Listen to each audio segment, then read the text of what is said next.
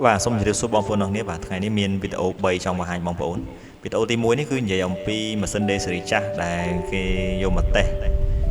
រោគសារធាតុបារតក្រហមនៅខាងក្រោមបាតម៉ាស៊ីនហើយគេយកទូរស័ព្ទដៃ N7 បងប្អូនអាទូរស័ព្ទស៊េរី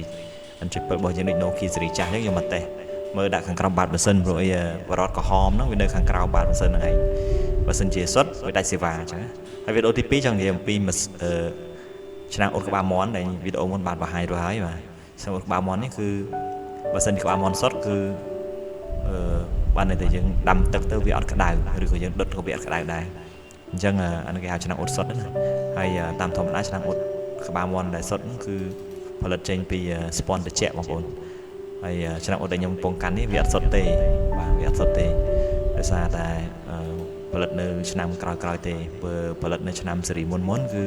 វាសុទ្ធតែស៊េរីក្រោយៗនេះគឺអត់សុទ្ធទេតាមធម្មតាឆ្នាំងអ៊ុតដែលយើងគិតថាសុទ្ធនោះមានចន្លោះប្រហោងវា12តែរុនដែលខ្ញុំឃើញនេះគឺមានតែ19ឬក៏10ទៅប៉ុណ្ណោះទេគឺវាអត់ត្រូវຂະຫນាតគេហើយឆ្នាំងអ៊ុតនោះវាទូចវាអត់ត្រូវទេបាទហើយបើសិនជាសុទ្ធគឺតម្លៃរបស់វាថ្លៃគួរសមដែរបងប្អូនគឺអានឹងមិនដឹងថាគេទិញជាគីឡូឬក៏ទិញជាខាំឬក៏មិនទេប៉ុន្តែគេថាស្ពាន់ត្រជាក់អញ្ចឹងគឺតម្រូវការទីផ្សារអន្តរជាតិគឺច្រើនបាទហើយតម្លៃក៏ថ្លៃគួរសមដែរហើយបើសិនជាបងប្អូនមានឆ្នាំងអ៊ុតស៊េរីចាស់ដែលគាត់ថានៅមានតម្លៃបងប្អូនទុកទៅហើយបើសិនជា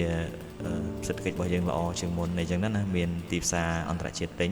គឺសូមតម្លាក់លេខ comment ខាងក្រោមទៅហើយវីដេអូទី3នេះគឺម៉ាស៊ីនដេមួយទៀតដែលខ្ញុំទៅលេងបាត់ដំបងបងប្អូន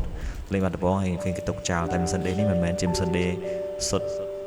ពិតប្រាកដទេហើយវីដេអូចុងក្រោយគឺរបស់កម្រមួយដែលបងប្អូនប្រជាពលរដ្ឋជាកសិកររបស់យើងគាត់ជួស្រែទៅប៉ះចឹងណាមិនថាជាអីទេខ្ញុំអត់ដឹងដែរបងប្អូន